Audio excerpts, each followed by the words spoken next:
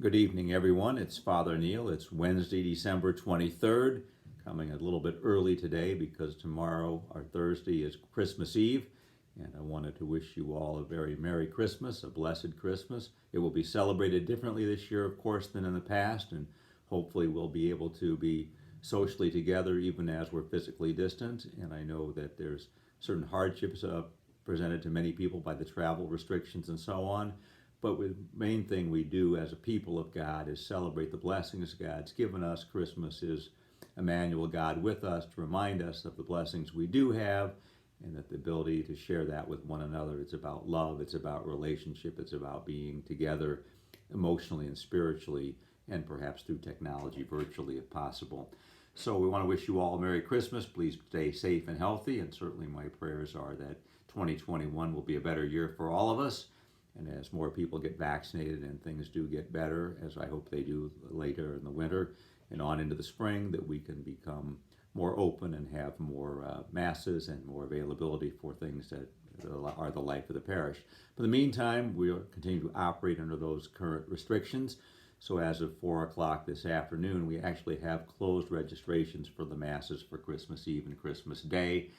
And unfortunately, because of the COVID regulations for safety, we can't really allow any walk-ins. So please don't try to call and register, or leave a voicemail to register, because it's not going to be logged in, and we can only take those who are actually on our list as of this moment. So unfortunately, it sounds inhospitable, but it is really the best we can do under the circumstances. So please, if you are going to be here and sign up, please come to the Mass. There's no need to get here super early because, again, the number is restricted to those who have registered, so there will be physical distancing and safety in the church whenever you do arrive for the Mass.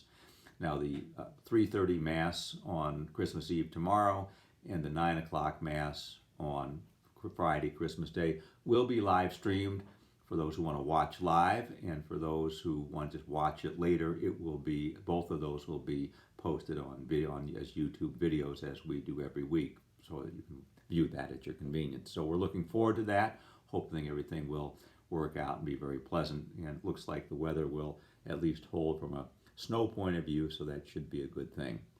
So that's going on. Since our last update, when I last talked on last Thursday, the decision of the Cardinal about the Renewed Church had not been finalized. It has been finalized now, and of course many have already heard that, but the short version is that come July 1st, we will be uniting with St. Constance to form a new parish. Both of our worship sites will remain open. St. Robert Bellman School will remain open as the parish school. St. Constance will remain open as a archdiocesan-run school there with the St. Constance name, under the agreement with Big Shoulders to keep the funding going. So that's good news. And as far as the others in our grouping, St. Paschal's, St. Bartholomew's, and Our Lady of Victory will be merging July 1st with a phase out to close Our Lady of Victory Parish. Both the worship sites at St. Bartholomew's and St. Paschal's will remain open, and Pope Francis Global Academy, located at the St. Paschal's facility, will be the parish school, and St. Bart's, for the time being, school will remain open as an archdiocesan-run school to secure proper funding. So that's also good news at one level, and of course it's sad in another way, because our neighbors at Our Lady of Victory, a very wonderful parish for well over 100 years, have to now mourn the loss of their church and figure out how to keep their spiritual life and what they had there and bring that to the other communities in the area. And so I want to pray for all of those folks. It's been difficult for them. Certainly the difficulty of closing their school a few years ago, and the declining attendance and the declining revenues have obviously made it the writing on the wall, but that doesn't make it any less sad. Something that needs to be mourned, and those people need to be supported because they are our neighbors and part of our church. So I want to keep all the Our Lady of Victory people in our prayers. So the phase 2 of Renew My Church will begin in January. That's how we actually implement the process. I'm sure there'll be lots of meetings to figure that out, but we don't really have the guidelines yet as how that will happen. But we'll be a person on site, actually, the Archdiocesan facilitator for the transition team, working with us and the people downtown to figure out how best that will happen. Obviously, everything won't be finished by July 1st, but it should be in process for how we move forward.